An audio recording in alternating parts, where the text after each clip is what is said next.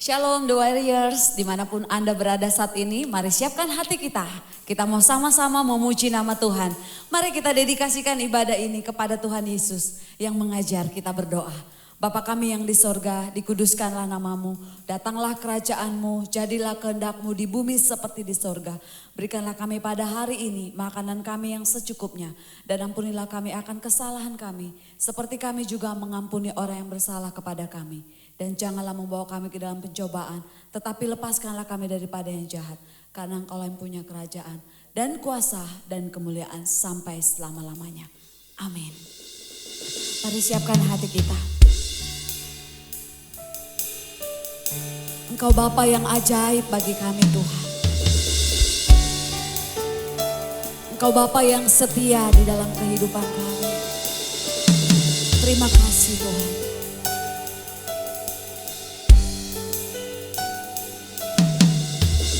Betapa ajaib dan dahsyatnya Tuhan kejadianku.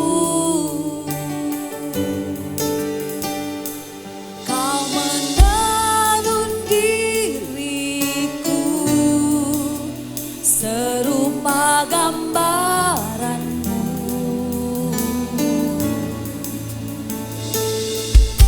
Sungguh berharga di matamu Tuhan kehidupanku.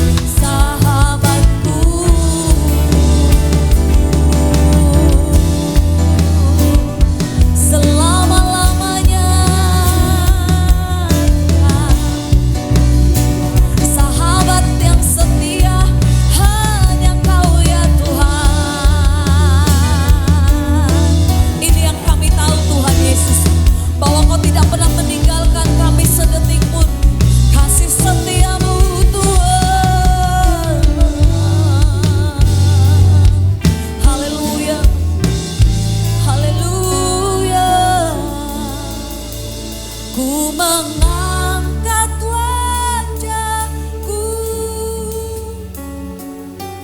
memandang keindahan-Mu, Yesus. Syukur bagi kesetiaan-Mu di sepanjang hidupku. Kami lakukan kepadamu Tuhan, dan ku angkat tanganku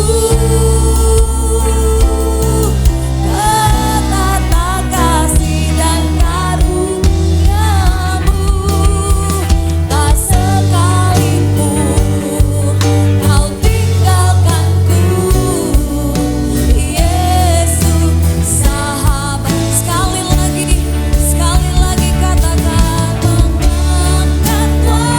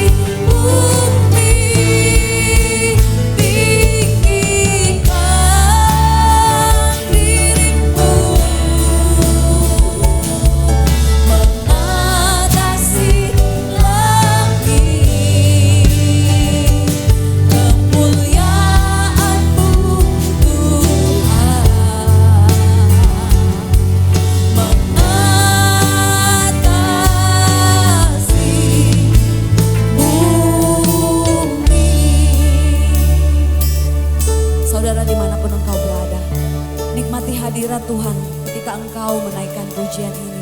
Dengan rasa syukur, dengan rasa hormat kepada Tuhan. Biar Tuhan dimuliakan atas pujian kita. Ku bersyukur padamu Tuhan atas kasih-Mu. Kami mau bermazmur Tuhan.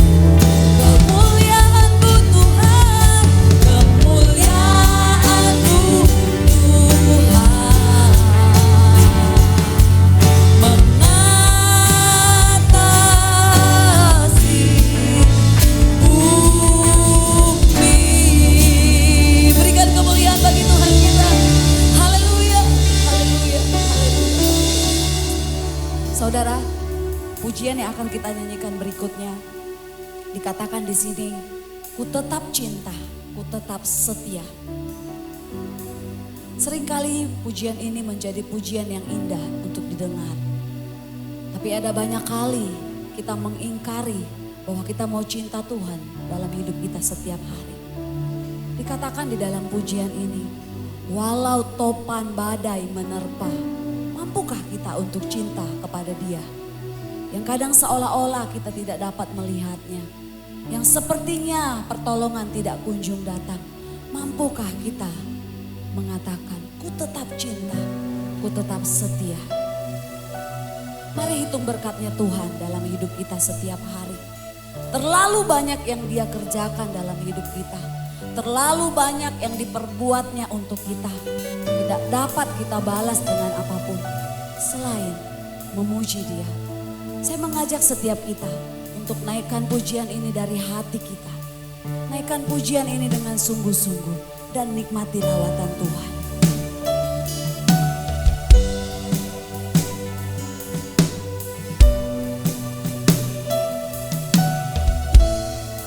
Ku tetap cinta, ku tetap cinta,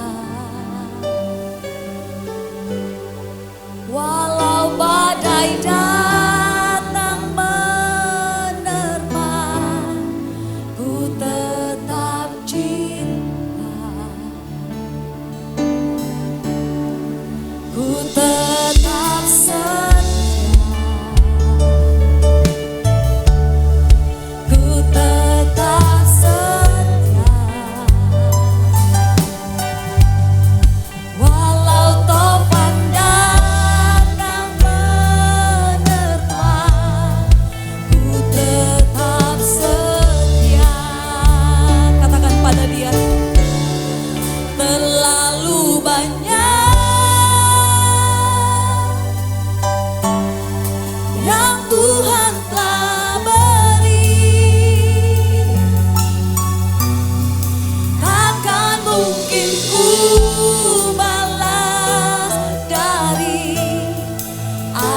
Yang ku miliki, ini doa kami Tuhan.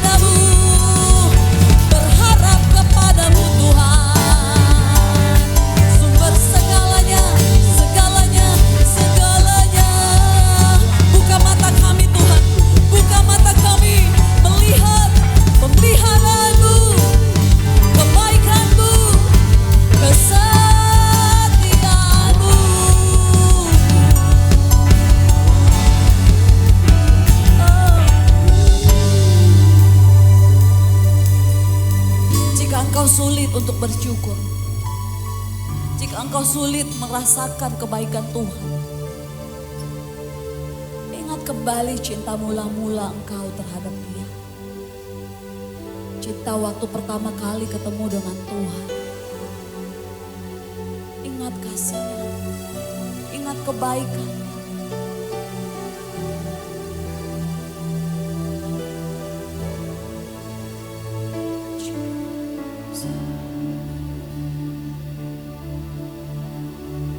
Terlalu banyak yang Tuhan telah beri, takkan mungkin Tuhan balas dari apa yang ku miliki. Ku persembahkan seluruh hidupku, dan ku tetap cinta, biar ku tetap setia untuk selama-lamanya. Dan ku tetap cinta, biar ku tetap setia untuk selama-lamanya. Engkau dan Tuhan katakan dengan sungguh-sungguh.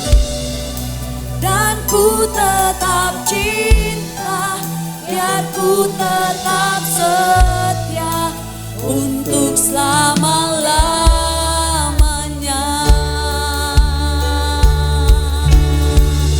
Dalam namamu Yesus, di dalam namamu Tuhan, kami mau cinta dan setia kepadamu Tuhan. Haleluya. Roh-Mu yang hidup penuhiku,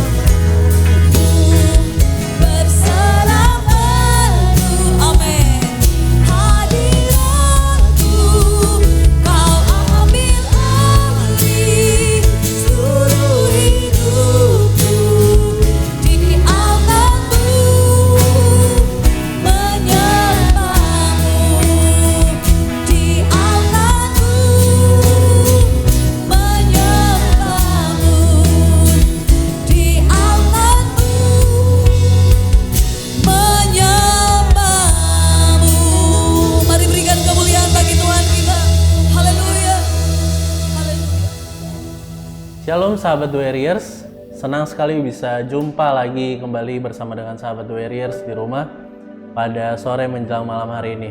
Tadi kita sudah mendengarkan pujian, sekarang saatnya kita mendengarkan sebagian daripada renungan firman Tuhan yang hari ini saya ambil tema judulnya Get Ready for the Next Battle.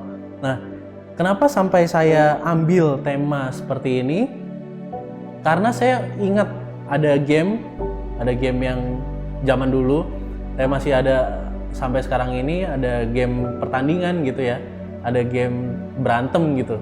Nah, di setiap level itu, setiap kita ingin memasuki babak baru, ada yang berbicara kalimat ini, yaitu get ready for the next battle, yang artinya adalah bersiap untuk pertarungan selanjutnya atau bersiap untuk pertandingan yang selanjutnya. Kita sudah memasuki tahun 2021 dan telah meninggalkan tahun 2020. Banyak orang yang mengira di tahun 2021 ini justru telah selesai pertandingannya. Entah itu pertandingan melawan sakit penyakit, entah itu pertandingan melawan himpitan ekonomi, entah itu pertandingan yang untuk mencapai puncak karir. Padahal sebenarnya pertandingan di 2021 ini belum berakhir. Kenapa? Karena kita harus bersiap-siap untuk pertandingan yang selanjutnya. Kalau kita berbicara tentang pertandingan atau pertarungan itu tidak bisa menunggu yang namanya satu pihak untuk siap atau kedua pihak sampai siap.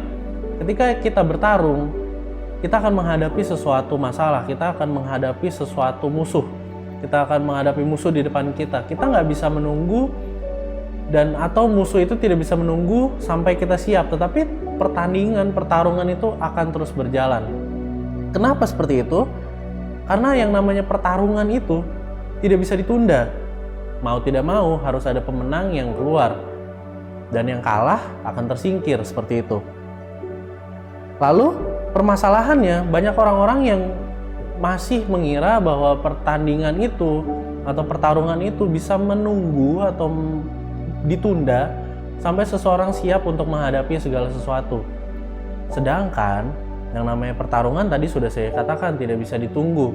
Berarti apa? Berarti kita yang harus siap untuk menghadapinya. Nah, apa yang harus kita siapkan untuk menghadapi daripada pertarungan yang selanjutnya? Kita buka di dalam 1 Korintus 9 ayat yang ke-24 sampai yang ke-27. 1 Korintus 9 ayat 24 sampai yang ke-27.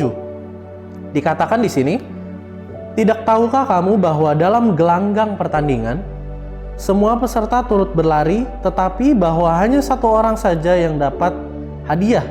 Karena itu, larilah begitu rupa, sehingga kamu memperolehnya. Tiap-tiap orang yang turut mengambil bagian dalam pertandingan, menguasai dirinya dalam segala hal. Mereka berbuat demikian untuk memperoleh suatu mahkota yang fana, tetapi kita untuk memperoleh suatu mahkota yang abadi. Sebab itu, aku tidak berlari tanpa tujuan dan aku bukan petinju yang sembarangan saja memukul. Tetapi aku melatih tubuhku dan menguasai seluruhnya, supaya sesudah memberitakan Injil kepada orang lain, jangan aku sendiri ditolak. Dari ayat ini kita bisa dapat beberapa poin. Yang pertama, tahap kita dalam bersiap, tahap kita dalam persiapan untuk menghadapi pertandingan yang berikutnya. Tahapan kita untuk dapat siap untuk menghadapi musuh yang berikutnya adalah ada kata-kata menguasai diri dalam segala hal. Ini termasuk dalam persiapan kita yang paling dasar. Kenapa seperti itu? Ketika kita dapat menguasai diri kita jelas bisa mengontrol keadaan yang ada di sekitar kita. Kalau kita saja tidak dapat menguasai diri kita untuk berbuat sesuatu yang kita mau, ataupun diri ini tidak kita bisa kontrol dan hilang kendali seperti itu akan kacau. Segala strategi yang sudah kita atur semuanya bisa kacau kalau kita tidak dapat mengendalikan diri ini. Maka dari itu, pengendalian diri adalah hal yang paling dasar, adalah hal nomor 1 di dalam kita mempersiapkan diri untuk menghadapi musuh atau lawan kita yang berikutnya. Yang kedua, ada kata di mana aku tidak berlari tanpa tujuan. Berarti kita di sini diajarkan bahwa ketika kita sudah menetapkan untuk kita masuk ke dalam pertandingan, kita harus mengerti bahwa tujuan kita apa. Kita harus memasang garis finish di depan. Agar apa? Agar ketika kita melihat garis finish itu, kita menjadi terpacu untuk menangkan pertandingan itu. Untuk kita tidak menyerah di tengah jalan. Tapi semangat kita semakin gila lagi, semangat kita semakin keren lagi ketika kita taruh garis finish di depan. Supaya kita lihat, oh iya, garis finish sudah ada di depan. Saya harus sampai ke garis finish. Makanya kenapa di sini dikatakan aku tidak berlari tanpa tujuan. Tetapi kita harus memasang tujuan yang jelas agar kita tidak melenceng ke kanan ataupun ke kiri, ataupun sampai pertandingan kita menjadi lama akibat kita tidak memasang garis finish di akhirnya. Yang ketiga yang harus disiapkan, yaitu ada kata-kata di mana aku bukan sembarang saja memukul. Ini berarti menunjukkan bahwa ketika kita sebelum bertanding, kita datang ke pertandingan tersebut, kita bukan sebagai lawan yang nggak tahu harus pukul bagian mana, kita nggak tahu harus menciderai yang mana, seperti itu. Menciderai lawan kita yang mana, kita nggak tahu harus masuk dari mana. Tetapi kita nggak bisa seperti itu. Ketika kita masuk ke dalam sebuah pertandingan kehidupan, kita harus ingat bahwa setiap pertandingan yang kita hadapi, kita harus punya strategi di awal. Agar apa? Agar jelas apa yang kita lakukan habis ini. Apa yang kita lakukan habis ini. Agar garis finish di depan, ketika kita sudah lihat, kita bisa laksanakan strategi ini, kita bisa sampai di garis finish dengan tidak kurang suatu apapun. Yang bahaya adalah orang-orang yang masuk ke dalam pertandingan, tetapi tidak menyiapkan strategi dengan baik. Memang garis finish sudah mereka lihat gitu. Orang-orang yang ikut pertandingan punya tujuan yang jelas, tapi nggak punya strategi yang jelas. Itu juga sama saja salah. Itu sama aja bohong. Karena kita harus punya tujuan yang jelas dan strategi yang jelas untuk sampai kepada tujuan tersebut. Lalu di poin yang keempat, tetapi aku melatih tubuhku. Orang-orang yang ikut pertandingan, entah itu pertandingan sepak bola kan, entah itu pertandingan apapun, dia harus menyiapkan dirinya. Dia harus melatih dirinya. Seperti pertandingan sepak bola, dia harus mempersiapkan segalanya. Dia harus mempersiapkan kaos kaki, dia harus mempersiapkan baju pertandingan, dia harus mempersiapkan sepatu, dia harus melatih dirinya untuk apa? Agar ketika bermain, badannya siap. Untuk apa? Untuk mencetak gol, untuk berlari selama 45 menit. Nah, itu yang harus kita latih di dalam setiap pertandingan. Ketika kita menghadapi pertandingan kehidupan, kita pun seperti itu. Kita harus melatih apa yang menjadi kewajiban, apa yang menjadi senjata kita untuk menghadapi daripada musuh-musuh kehidupan yang ada di depan kita. Kita harus latih benar-benar. Karena apa? Karena kalau enggak kita bakalan kalah. Walaupun kita punya garis finish di depan, kita punya strategi yang sudah kuat, tapi kita nggak pernah latih strategi kita ini. Kita nggak pernah latih tubuh kita nggak pernah latih badan kita untuk melakukan strategi-strategi yang sudah kita atur. Sama saja bohong. Oleh sebab itu, persiapan keempat ini sungguh sangat diperlukan untuk kita melatih, untuk kita sampai kepada tujuan kita, yaitu memenangkan pertandingan. Memang banyak sekali pertandingan di dalam kehidupan kita ini. Seperti tadi sudah saya katakan, pertandingan kehidupan ini kalau kita mau sebut, mulai dari ekonomi, banyak yang bertanding secara ekonomi di 2020 kemarin. Karena kita tahu pandemi membuat kita nggak bisa keluar lebih banyak, kita nggak bisa bertemu orang lebih banyak, sehingga pekerjaan pun akan terhambat. Banyak orang yang mungkin di 2020 dikeluarkan daripada pekerjaannya, dan juga banyak orang yang mungkin pekerjaannya baik-baik saja, tetapi keluarganya berantakan. Ada yang seperti itu. Dia juga harus menjalankan pertandingannya. Pertandingan itu merupakan sebuah hal yang pasti kita lewati. Nggak mungkin nggak. Setiap orang pasti punya pertandingannya sendiri. Dan yang kita harus ingat adalah satu, bahwa pertandingan kita itu yang sebenarnya bukan pertandingan fisik kita ini, bukan pertandingan diri kita ini. Tapi apa? Tetapi di 1 Timotius 6 ayat yang ke-12 kita sudah diingatkan. Di 1 Timotius 6 ayat yang ke-12 bunyinya, bertandinglah dalam pertandingan iman yang benar dan rebutlah hidup yang kekal. Untuk itulah engkau dipanggil dan telah engkau ikrarkan, ikrar yang benar di depan banyak saksi. Kita harus ingat bahwa pertandingan yang sebenarnya adalah pertandingan iman. Ketika kita bertanding secara baik di dalam pertandingan iman, kita bertanding secara baik dan benar di dalam pertandingan iman, kita akan memperoleh hidup yang kekal. Pertandingan yang sering dilupakan orang-orang adalah pertandingan iman ini.